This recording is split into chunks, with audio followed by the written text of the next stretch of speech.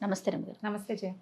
రమగారు, శివరాత్రి రోజున మహాశివునికి మనం పూజ చేసుకునేటప్పుడు ఎలాంటి పూలను వాడాలండి? అలానే ప్రసాదం కూడా ఆ రోజు నివేదన ఎలా చేయాలి? పరమేశ్వరుడికి నివేదన అంటే ఇప్పుడు పాయసాలు ఉండి అవండి ఇవ్వండి పెట్టం. మనం శివరాత్రి రోజు పెట్టుకోము, ఉపవాసం ఉంటాం కదా, కానీ పెట్టచ్చు. పెట్టచ్చు, చెప్తాను దాని మీద. చాలా మంది పెద్దవాళ్ళు చెప్పే మాటలే చేయ ఇవి. ఏమో మన సొంత మాటలు కాదు. మామూలుగా మనం శివరాత్రి అంటే ఏం చేస్తాం? అభిషేకం చేసుకుంటాం ఇంట్లో. అభిషేకం చేసేటప్పుడు మామూలుగా జలాభిషేకం, నీళ్లు, మారేడు దళాలు కదా, భస్మము, వీటితోటి అభిషేకం చేస్తారు. ఈ అభిషేకం చేసేటప్పుడు కొబ్బరికాయ ఒకటి చాలా ముఖ్యమైనది. కొబ్బరి నీటితోటి అభిషేకం చేస్తాం. ఈ కొబ్బరికాయకి 3 కళ్ళు ఉంటాయి. అవునండి కదా, అసలు త్రినేత్రమే దాని పేరే అది. ఆ 3 కళ్ళు ఉన్న కొబ్బరికాయ అంటే పరమేశ్వరుడికి అత్యంత ప్రీతి అని చెప్తారు. కొబ్బరి నీళ్లు శివప్రీత్యర్థమే. శివుడికి దానంతట ఇష్టమైన కాయ ఇంకొకటి లేదని చెప్తారు పెద్దవాళ్ళు. మనం కొబ్బరికాయ కొట్టి టెంకాయ నీళ్ళతో అభిషేకం చేస్తాం కదా, మామూలుగా అందరి దేవుళ్ళకి చేసుకుంటాం. శివాభిషేకం అత్యద్భుతమైన ఫలితాన్ని ఇస్తుంది కొబ్బరి నీళ్ళతో చేస్తే. అయితే ఇక్కడ ఇంకొక సందేహం అండి, మరి అభిషేకం చేయాలంటే లింగ రూపంలో ఉండాలి కదా? అవును. మరి లింగ రూపంలో ఇంట్లో ఉంచుకోవచ్చా రమగారు? శివలింగాలు ఉంచుకోవచ్చు. శివలింగాలకి మనకి లింగ పురాణము, శివ పురాణము వాట్లలో ఎవరైనా శివలింగాన్ని ఉంచుకోవచ్చని, దానికి జాతి వైషమ్యం లేదని, జాతి గురించి ఆలోచించక్కర్లేదని చెప్పబడుతుంది.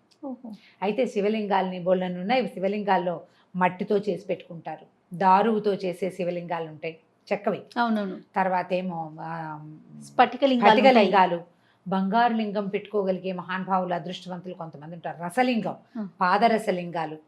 అక్కడి నుంచి నర్మదా నదిలో బాణలింగాలు అంటారు. నర్మదా నదిలో దొరుకుతాయట. ఇట్లా కోలగా ఉంటుంది అనమాట, పానువట్టం ఉండదు. ఆ రాయే ఇట్లా లింగ రూపం ఇట్లా గుండ్రంగా ఉంటుంది. అవి తెచ్చి పానువట్టం చేయించి అందులో పెట్టుకుంటారు. శివలింగం ఆనుచానంగా మన ఇళ్లలోనే ఉందనుకోండి, మన ఇంట్లోనే ఉంది, మనం తాత ముత్తాతలు ఎవరో నుంచి వస్తుంది. ఆనుచానంగా వచ్చే శివలింగానికి అభిషేకం ఎట్లా చేయాలి, వాళ్ళ పద్ధతి ప్రకారం వాళ్ళు చేసుకుంటారు. కొత్తగా శివలింగం తెచ్చి పెట్టుకోవాలనుకునే వాళ్ళు పెట్టుకుంటారు. ఇప్పుడు ఏంటంటే ఎక్కడికో వెళ్తాం, షిరిడీకి వెళ్ళిన శివలింగాలు అమ్మకానికి కనపడతాయి. ఎక్కువగా మనకి దేవాలయాల దగ్గర శివలింగాలు కనిపిస్తూనే ఉంటాయండి. సందేహం, ఉంచుకోవచ్చా లేదా? దానికి ఏమన్నా అంటే కొలత లెక్క ఉంటుందా రమ్మగారు? ఏదైనా బొట్టనవేలు మించి మనం పెట్టుకోకూడదు, చిన్న లింగం. అయితే శివలింగానికి జలాభిషేకం చాలా మంచిది. అనునిత్యం రోజు నీళ్లు పోయాలి, నీళ్లల్లోనే ఉంచాలంటారు. మంత్రంతో సాంగంగా ఎలా మన నమక చమకాలతో చేసుకోగలిగి చేతొచ్చిన వాళ్ళకి సరే. అలా కాదు, మాకు ఆసక్తి ఉంది, మేము చేసుకోవాలనుకున్నాం అంటే కొంత నియమం పాటించి దానికి ఎట్లా చేయాలంటే, నేను చెప్పానని అనుకోకూడదు. అది మీకు ఇంటికి పురోహితుడు ఎవరైనా రెగ్యులర్గా అలవాటు ఉండి ఒకటి, లేదా మీరు ఒక దేవాలయానికి వెళ్తూ ఉంటారు, ఆ దేవాలయంలో ఉన్న వాళ్ళని అడిగి మీ ఇంట్లో పెద్దవాళ్ళ అనుమతితోటి తెచ్చిపెట్టుకోవచ్చు. ఈ 3 మాత్రం జ్ఞాపకం పెట్టుకోండి. రమగారు చెప్పడం కాదు, మొదట మన పెద్దవాళ్ళు నీకు అట్లా చేసుకోవాలని ఉందంటే నీకు ఇంత నియమం ఉండాలి. ఓ రోజు చేసి ఓ రోజు మానేసి చేయకూడదు. నిత్యము నువ్వు ఆ నియమం పాటిస్తూ చేసుకోగలిగితే చేసుకోవచ్చు. ఇప్పుడు అలా కాకుండా మనం ఏం చేయొచ్చు అంటే, నేను ఇంకో మెథడ్ చెప్తున్నా. రేపు శివరాత్రి ఉంది, మనకి ఇంట్లో పురోహితుడు ఎవరో ఉంటారు. మన ఇంట్లో పెళ్ళిళ్ళకి ఏదైనా సత్యనారాయణ వ్రతం చేసుకుంటే కేదారేశ్వర వ్రతము, తర్వాత ఏమో మామూలు పూజలు అప్పుడు పిలుచుకుంటాం అనుకో, ఆయన్ని అయ్యా మా ఇంట్లో అభిషేకం చేసుకోదలుచుకున్నామండి అంటే ఆయనే తన దగ్గర ఉన్న శివలింగం పట్టుకొచ్చి మన ఇంట్లో అభిషేకం చేస్తారు. ఆయన శివలింగం ఆయన పట్టుకెళ్తారు, మన ఇంట్లోనే ఉండక్కర్లేదుగా, అంతే తెప్పించుకోవచ్చు. ఒక పద్ధతి. ఇంకోటి మృణ్మయ లింగంతో, మట్టి లింగాలకి మృత్లింగం అంటాం. ఇది మా సహస్రలింగార్చన అవి చేస్తారు, ఏకాదశి రుద్రం చేస్తారు అక్కడ కూడా. అంటే సహస్రలింగార్చన అంటే 1000 శివలింగాలు మట్టితోటి చేసి వాటిని శివలింగాకృతిలో పెట్టి దానికి అక్కడ ఆ రూపానికి అభిషేకం చేసేది. మనం మన పురోహితుడిని కనుక సంప్రదిస్తే, మీరు ఇంట్లో లింగార్చన చేసుకోదలుచుకుంటే అలా చేయించుకోవచ్చు. శివరాత్రి నాడు మన ఇంట్లోనే ఉండక్కర్లా. బాగుందండి, ఇది కూడా చేసుకోవచ్చు కదా. మనం బ్రాహ్మణులు ఎవరైనా ఈ సంవత్సరం కుదరలేదు అనుకోండి, ఇది మనసులో పెట్టుకోండి. మీకు ఇది చేసుకోవాలని ఉంటే ఇంట్లోనే మనం ఏకాదశి రుద్రాభిషేకం చేసుకోవాలి, లేదా రుద్రాభిషేకం లింగాభిషేకం చేసుకోవాలి. దేవాలయానికి వెళ్తే అక్కడ చాలామంది జనం ఉంటారు, మనమే చేసుకుని అందరినీ పిలుచుకోదలుచుకుంటే ఇట్లా మనం మన పురోహితుడి ద్వారా ఏర్పరచుకోవచ్చు. ఈ శివలింగాలు అవి ఏంటంటే ఓ రోజు షోకేస్లో పెట్టి ఓ రోజు పూజా మందిరంలో పెట్టి చేయకూడదమ్మా. మన ఇంట్లో షోకేస్లో ఉండే శివలింగాన్ని తీసుకొచ్చి ఈ పూట పూజ చేసి వాళ్ళ ప్రాణప్రతిష్ఠ చేసి రేపు మళ్ళీ కడిగేసి షోకేస్లో పెడతా అని అనకూడదు, అది పొరపాటు. మీరు అట్లా ప్రాణప్రతిష్ఠ చేసి పూజించదలుచుకుంటే నిత్య పూజలో ఉంచుకోవాలి దాన్ని, దానికి తగ్గ నియమం పాటించాలి. ఆ నియమాన్ని మీ పురోహితుడు కానీ మీ ఇంట్లో పెద్దవాళ్ళు కానీ నిర్ధారించాలి. ఒప్పుకుంటే పెట్టుకోవచ్చు, ఇలా చేసుకోవచ్చు. ఇప్పుడు ఈ మనం కొబ్బరికాయల గురించి మాట్లాడుతాం. కొబ్బరి నీళ్లతోటి అభిషేకం చేయటం, మామూలుగా మనం ఏం చేస్తాం, పంచామృత అభిషేకాలు చేస్తారు. పంచామృతాలు కుదరకపోతే ఒట్టిగా కొబ్బరి నీటితో అభిషేకం చేసినా కూడా పరమేశ్వరుడికి మహాప్రీతట. ఆ కొబ్బరికాయ నివేదన, ఆ ముచ్చుకలు తీసేయటం, స్వామికి నివేదన చేయటం. కొబ్బరికాయలు, తర్వాత ఏమో ఎండు ద్రాక్ష, అవి బాగా ఇష్టం పరమేశ్వరుడికి అని చెప్తారు. ఇప్పుడు ఈ నివేదన ఈ మహాశివరాత్రికి చేసేవి ఏం చేస్తారంటే మన ఖర్జూరాలు అవి ముక్కలు చేసి ఎండు కొబ్బరి, ఖర్జూరాలు, కిస్మిస్లు అలాంటివి నివేదన పెడతారు. పాయసము, పెరుగన్నము కూడా పెట్టచ్చు.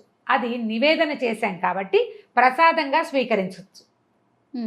భక్ష్యాలు అవి చెయ్యరు, నూనె పదార్థాలు చెయ్యరు, అన్నం పెడతారు. ఆ అన్నం ఏంటంటే పెరుగన్నం కానీ పాలన్నం కానీ, పాయసము, క్షీరాన్నము లేదా పెరుగు అన్నము చేసుకోవచ్చు. చేసినది నివేదనగా మనం, అంటే అది కడుపు నిండా తినేలాగా చేసుకోవటం అలా కాకుండా ప్రసాదంగా చేసి నివేదన పెట్టచ్చు మన ఇంట్లో చేసుకుంటే. కొబ్బరికాయలు ఎలాగో పెడతాం, అరటిపళ్ళు, పళ్ళు, ఫ్రూట్స్ ఏవైనా పెట్టచ్చు. అక్కడి నుంచి పువ్వులు, ఏ పువ్వులతో పూజ. అయితే ఈ మామూలుగా శివారాధనలోనే శివుడి యొక్క శాపానికి గురైన కేతకి పుష్పాలు పనికిరావు. ఏవి? మొగలి పువ్వులు పనికిరావు పూజకి. తర్వాత సంపెంగలు కూడా పనికిరావు, అది నిషేధం ఉందట. సంపంగి, కేతకి ఈ రెండిటికి నిషేధించాడు శివుడు అని చెప్తారు. మిగిలిన అన్ని పువ్వుల పూజ, గడ్డి పువ్వుల పూజ కూడా శివుడికి ఇష్టం. తుమ్మి పువ్వులు ఊరికే రాలి పడుతూ ఉంటాయి, ముళ్ళ చెట్టు, తుమ్మి చెట్టు అంటే అవి కూడా పనికొస్తాయి. గన్నేరు పువ్వులు, పచ్చగన్నేరులు దొరుకుతాయి. మన దాన్ని ఏమంటారు, పచ్చగన్నేరు. మామూలుగా ఆ గన్నేరు పువ్వులని, కాయలని విషంలాగా వాడతారు. ఆ పువ్వులు కూడా శివాలయాల్లో గన్నేరు చెట్లే కనపడతాయి, పచ్చగన్నేరు కనిపిస్తుంది. ఆ పువ్వులు కూడా ఆయనకి ఇష్టమే. పున్నాగ పువ్వులు కూడా శివార్చనకి పనికొస్తాయి. అసలు శివుడికి పనికిరాని పువ్వే లేదు. ఈ రెండు తప్ప. ఓహో, ఇలా ఈ పువ్వులతోటైనా పూజ చేసుకోవచ్చు. అయితే ఇప్పుడు ఈ విషయం చెప్తున్నాను, ఇక్కడ ఇంకొక మంచి విషయం చెప్పాలని ఉంది నాకు. ఏంటమ్మ? మొగలి పువ్వుల పూజ పనికిరాదు కదా. అవును. మొగలి పువ్వులతోటే శివుడికి పూజ చేసేటువంటి ఒక అద్భుతమైన దేవాలయం ఉంది, పరమ పురాతనమైనది, హైదరాబాద్కి దగ్గరలో. ఎక్కడ రమ్మగారు? మెదక్కి దగ్గర. అది సంగారెడ్డి జిల్లా అంటారు. జరాసంగం దాని పేరు. జా కాదు, ఝా, రెండో ఝా, జరాసంగం దాని పేరు. కేతకీ సంగమేశ్వర స్వామి దేవాలయం అది. అక్కడ ఒక కేతకీ వనం ఉంది, మొగలి తోటలు ఉన్నాయట ఆ ప్రాంతంలో. అక్కడ ఒక కుండ ఉందట.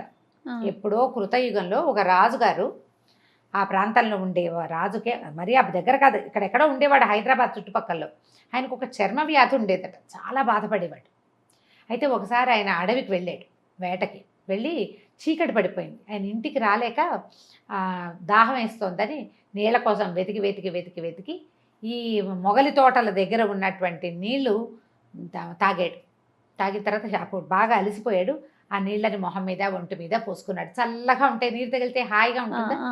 తర్వాత ఆయనకు తెలిసింది తనకు ఒళ్ళు దురదలు అవి లేకుండా పోయాయి అని. దేనివల్ల పోయాయి అంటే ఆ నీటి వల్లే తనకి పోయింది చర్మవ్యాధి అని తెలిసిపోయింది పూర్తిగా ఆయనకి చర్మవ్యాధి.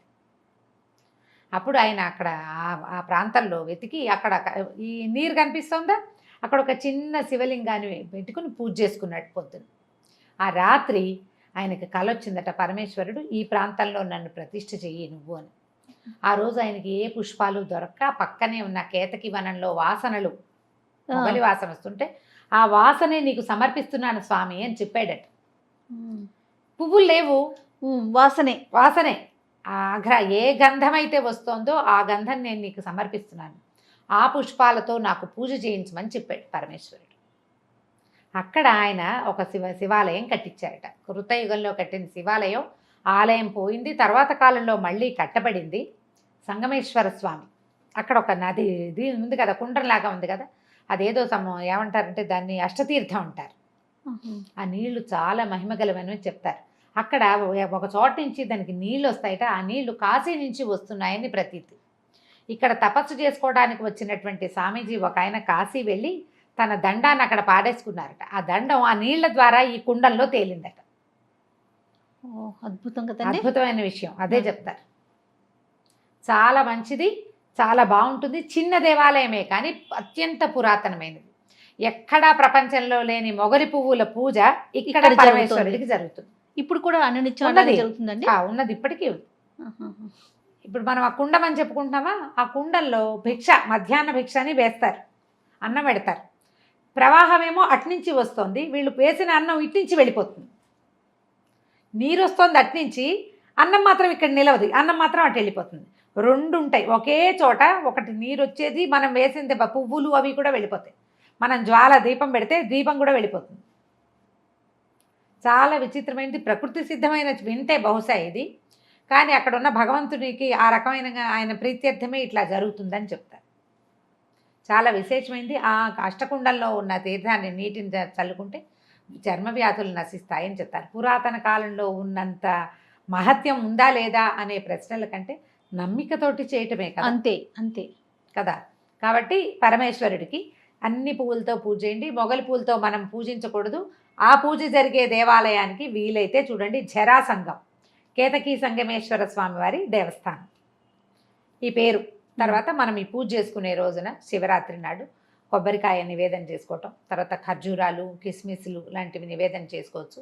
పాయసము, తర్వాత పెరుగన్నము కూడా నివేదన చేయొచ్చు. అది ప్రసాదం కాబట్టి మనం అది తింటానికి కంచం పెట్టుకుని తినకూడదు. ప్రసాదం ఎప్పుడు జ్ఞాపకం పెట్టుకోవాల్సింది ఏంటంటే, ప్లేట్ పెట్టుకుని ప్లేట్లో తింటే ఇక దాన్ని ప్రసాదం అనడానికి వీల్లేదు. ప్రసాద స్వీకారం ఎట్లా, చేత్తోనే. అంతే. అట్లా ఇవ్వచ్చు, తీసుకోవచ్చు. తప్పకుండా రమ్మగారు. కానీ చాలా మంచి విషయాలు చెప్పారండి. నమస్తే. నమస్తే చెయ్యి.